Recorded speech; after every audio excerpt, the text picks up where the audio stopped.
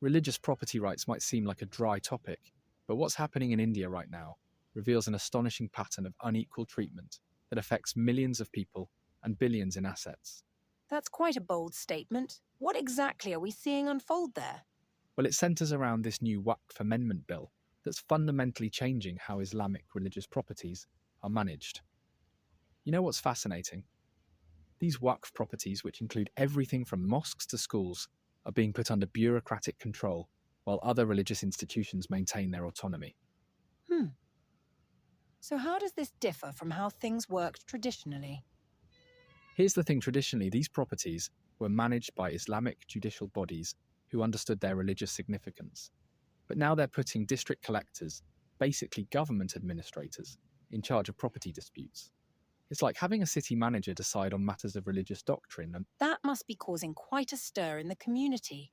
What other changes are they implementing? oh man, this is where it gets really interesting. They're opening up management positions to non-Muslims, which, and here's the kicker, creates this bizarre double standard, because Hindu temple trusts remain exclusively managed by Hindus.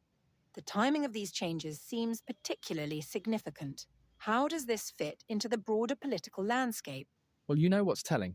There's this emerging narrative about land jihad being pushed by certain political groups, basically accusing Waqf boards of land grabbing. But here's the data: while Waqf properties face intense scrutiny, Hindu temple landholdings, which are often much larger, rarely face the same level of questioning. So what happens to properties that have been used religiously for generations? That's actually one of the most concerning parts. They're abolishing this concept called Waqf by user.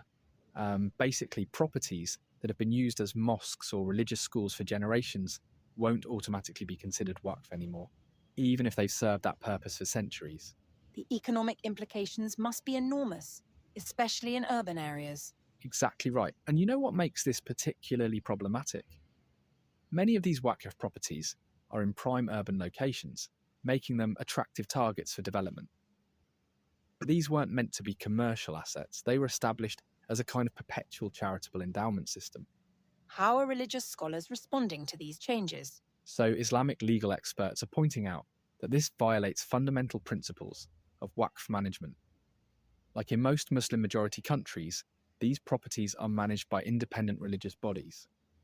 And get this, they're even adding this 5-year waiting period for new Muslims who want to declare a Waqf, which has absolutely no basis in Islamic law.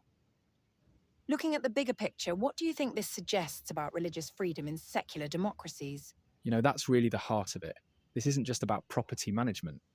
It's about how modern states balance religious autonomy with government oversight. And when you look at the patterns here, the selective application of rules, the different standards for different religious groups, it raises serious questions about equal treatment under the law. These changes could set some concerning precedents, couldn't they?